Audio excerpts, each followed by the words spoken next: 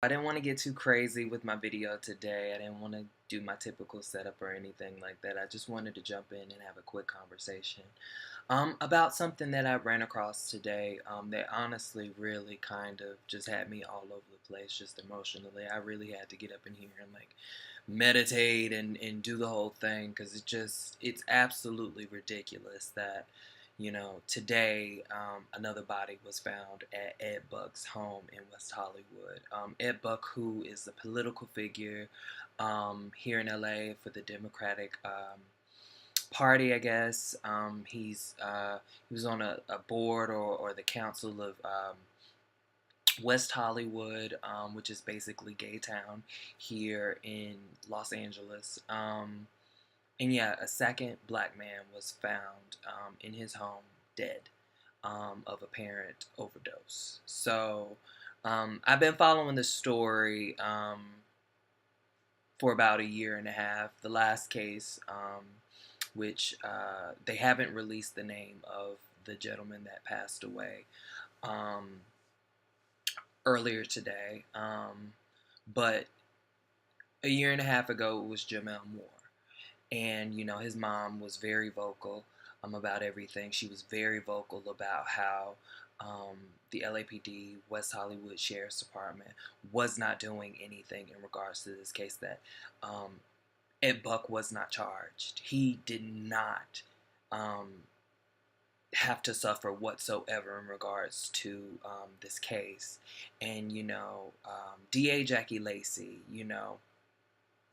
a lot of black men have died under her watch. She has not done her job whatsoever, and a lot of families have suffered because of the choices that she's made. And here it is again, a year, not even 2 years, literally a year and 6 months ago, 18 months ago, that the last situation happened, and nothing was done about it. It really hurts my heart. It really hurts my heart.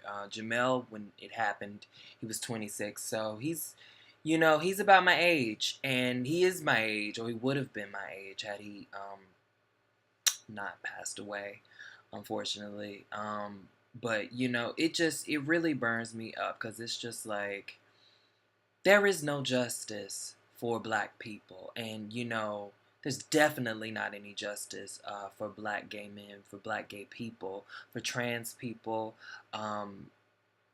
It really sucks that we have to live through this life, as a double minority, a triple minority sometimes, and being black at the same time and being ostracized in the way that we are from so many of our own communities, and there being the double standards that they are, because I guarantee you, and it goes without saying, it always goes without saying, but I guarantee you, had Ed Buck been a black gay man instead of a white gay man, there would have been consequences, but to allow him to go scot-free for a year and a half for this to happen again, it's truly unacceptable. And I just I don't know where things are going to go from here in that regard. I just, I seriously hope people take it seriously. I seriously hope that people fight for the gentleman who hasn't been named yet, who passed away. I hope that people fight for Gemmel Moore, who has yet to see to receive the justice that he deserves. And I seriously hope that the black community, especially, that this be, I found it interesting that all that Kevin Hart drama had just recently happened or just resurfaced again, and it's still continuing. Like, there's still conversations being had because his comments directly affected the black gay men, the black gay community, and the way that the situation's been handled as of late has just been completely irresponsible, and it's a testament to how unheard black gay men are, how voiceless black gay men, how gay men are, how people do not care about what we think or how we feel about our own demises, about our own circumstances. and I could go on a tangent, and I don't want to go on a tangent. I could go on a tangent, but I won't.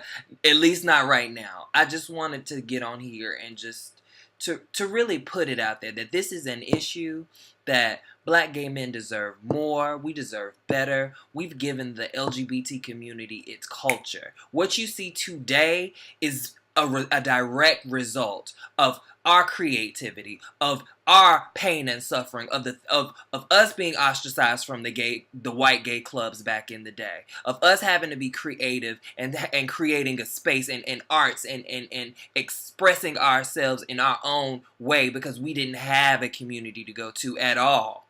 You know what I mean? We had to come together and be there for ourselves and create and thrive and push forward for ourselves because we didn't have that support. You know what I mean? As I said earlier today on my Instagram, you know, this is nothing new. The double standards and the racism in the LGBT community is nothing new. It's been alive and well for a long time, and it's time that the LGBT community stand up and right those wrongs. And it's way past time for the black community to stand up for us as well. It's, you know, having to live in this dual consciousness, or I don't even know, like triple consciousness for some, you know what I mean? People have no clue what that is like. And yet, you know, everybody's got an opinion, and yet everybody has so much to say, and people are suffering.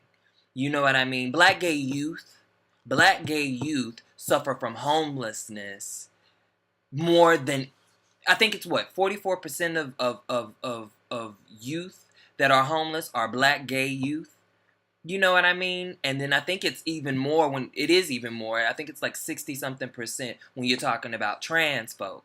So, you know, we got work to do. We got work to do. We have work to do. And, you know, I was thinking to myself, just to add on to this, I was thinking to myself earlier today, because I knew I wanted to do a video on it. I wanted to talk about other things as well, but obviously this is more important right now. But just the idea, because, you know, when we're on this journey and when we're doing this work, you know, as human beings, you know, when you're black, it's, people don't understand how hard it can be. And when you're gay on top of that, you know what I mean? The world is a mess right now. America's a mess right now. So much is happening, and it's just like having to just be American and deal with the crap that's going on right now, but then to be black on top of that and having to deal with the years, the centuries of oppression that we've had to deal with, and then to be gay on top of that is just, you have no idea what that's like. And just trying to find that inner peace and trying to find, you know, that happiness and that joy, which happiness and joy, that's not a destination, but at the same time, trying to live a peaceful life and trying to strive and thrive is so hard whenever you keep running into these roadblocks and when you keep seeing verbatim how people do not care, how you're expendable to society, and how people do not care about your well-being. It sucks. But you know what? To everyone who is black, gay, trans, lesbian, bisexual, intersex, questioning, you continue to be your best self, continue to do what it is we do, survive, and we will get the justice that we deserve. We will be heard. We will not be looked down on. We will not be cast aside. We will get the justice that we deserve, and we will be respected. We will be respected. I love you guys. Y'all have a good night. And take care of yourselves. Peace.